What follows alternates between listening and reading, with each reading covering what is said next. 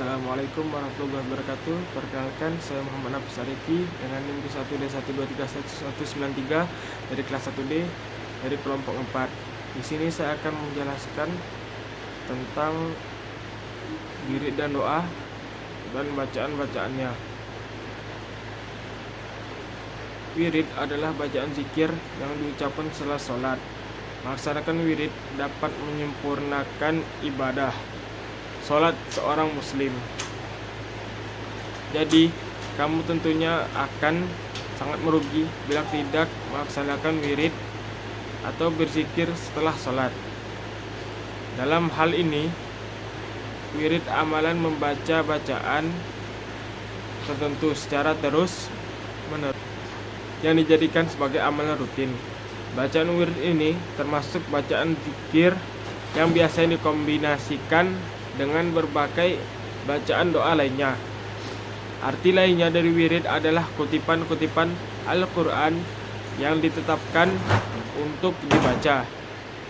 Wirid juga memiliki arti pelajaran atau ilmu keagamaan. Yang selanjutnya adalah doa. Dalam ajaran Islam, doa merupakan kegiatan memohon kepada Allah terhadap sesuatu hal. Doa dalam Islam merupakan bagian paling mendasar dari ibadah.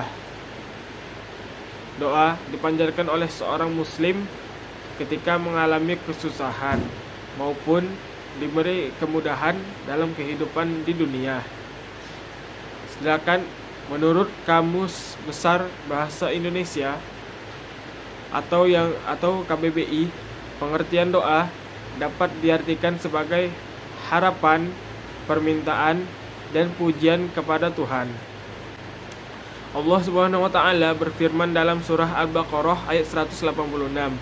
Wa idza sa'alaka 'ibadi anni fa inni qarib ujibu da'watad da'i idza da'ani falyastajibu li wal yu'minu bi la'allahum yarshudun.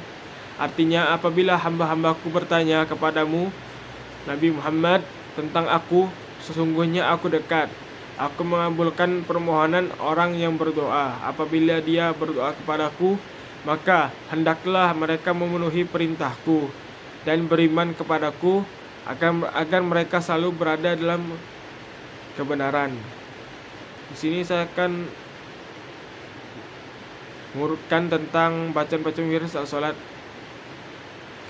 Yang pertama adalah istighfar. Astaghfirullahaladzim alladzi la ilaha illa huwal hayyul qayyum wa atubu ilaih. Dibaca 3 kali dan dilanjutkan la ilaha illallah wahdahu la syarikalah lahul mulku wa lahul hamdu yuhyi wa yumiitu wa huwa ala kulli syai'in qadir. Dibaca 3 kali dan dilanjutkan Allahumma anjirni minan nar. Allahumma anjirni minan nar. Allahumma anjirni minan nar. Bacaan ini dianjurkan 7 kali dan dibaca setelah maghrib dan subuh, atau boleh setelah waktu sholat kapanpun. Dan selanjutnya adalah membaca ayat kursi sekali. Ada hadis lain tentang ayat kursi, yaitu dari Abu Umamah radhiyallahu anhu. Ia berkata bahwa Rasulullah sallallahu alaihi wasallam bersabda, siapa membaca ayat kursi setiap selesai sholat, tidak ada yang menghalanginya masuk surga selain kematian. Hadis riwayat An-Nasa'i dalam Kubra 944. Hadis ini dinyatakan sahih oleh Ibnu Hibban sebagaimana disebut oleh Ibnu Hajar dalam Bulughul Maram. Maksudnya tidak ada yang menghalanginya masuk surga ketika mati. Itu keutamaannya dari membaca ayat kursi. Selanjutnya adalah membaca tasbih, tahmid, dan takbir. Tasbih subhanallah 33 kali, dianjurkan dengan tahmid alhamdulillah 33 kali, dan dianjurkan dengan takbir 33 kali. Dan ditutup dengan bacaan Allahu Akbar kabira walhamdulillahi katsira subhanallah bukratan wa asila la ilaha illallah wahdahu la syarikalah lahul mulku wa lahul hamdu yuhyi wa yumiitu wa huwa ala kulli syai'in qadir wa ilaikal masir wa la haula wa la quwwata illa billahil aliyyil azim. Selanjutnya saya akan menjelaskan tentang tata cara berdoa.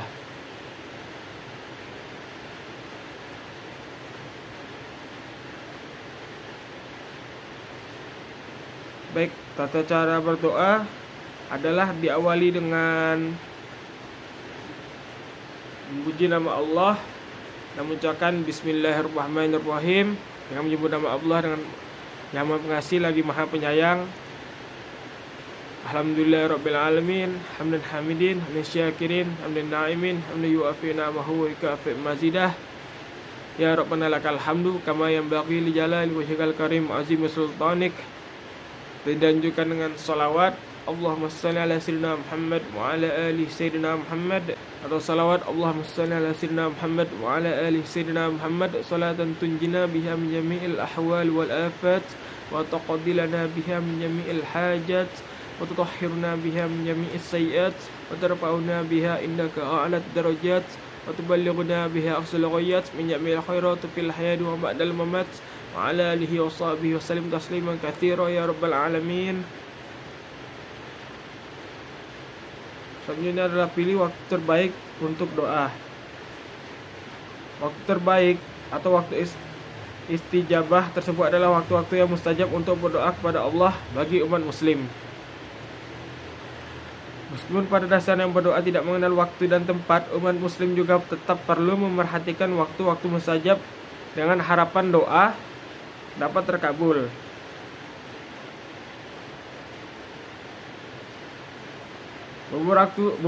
Beberapa waktu diantaranya yakni sepertiga malam terakhir saat berbuka puasa, antara azan dan iqamah, saat azan berkumandang, sujud dalam sholat, dan saat turun hujan. Rasulullah SAW bersabda, dua doa yang tidak akan tertolak atau paling tidak jarang ditolak oleh Allah Subhanahu Wa Taala, yaitu antara azan dan iqamah, serta berdoa ketika turun hujan. Hadis riwayat Abu Dawud. Yang kedua adalah menghadap kiblat. Imam Al-Ghazali juga menganjurkan muslim untuk berdoa menghadap kiblat dan mengangkat tangan hingga ketika terlihat. Yang selanjutnya adalah berdoa dengan rendah hati. Imam Al-Ghazali mengatakan agar muslim dapat berdoa dengan wajar dan merendahkan diri serta tidak menggunakan kata yang berlebih-lebihan. Selanjutnya adalah berdoa dengan rasa harap. Ada berdoa selanjutnya yakni seorang muslim hendaknya berdoa dengan harap dan cemas, sebab ketawaduan dan kerendahan hati sangat disukai oleh Allah Subhanahu Wa Taala. Yang selanjutnya adalah yakin berdoa dengan keyakinan bahwa doa tersebut akan dikabulkan Allah Subhanahu Wa Taala juga termasuk dalam adab berdoa. Selanjutnya adalah tidak terburu-buru. Adab doa lainnya adalah berdoa dengan sungguh-sungguh dan tidak terburu-buru. Bahkan Imam Al-Ghazali menganjurkan untuk mengulang bacaan doa sebanyak 3 kali.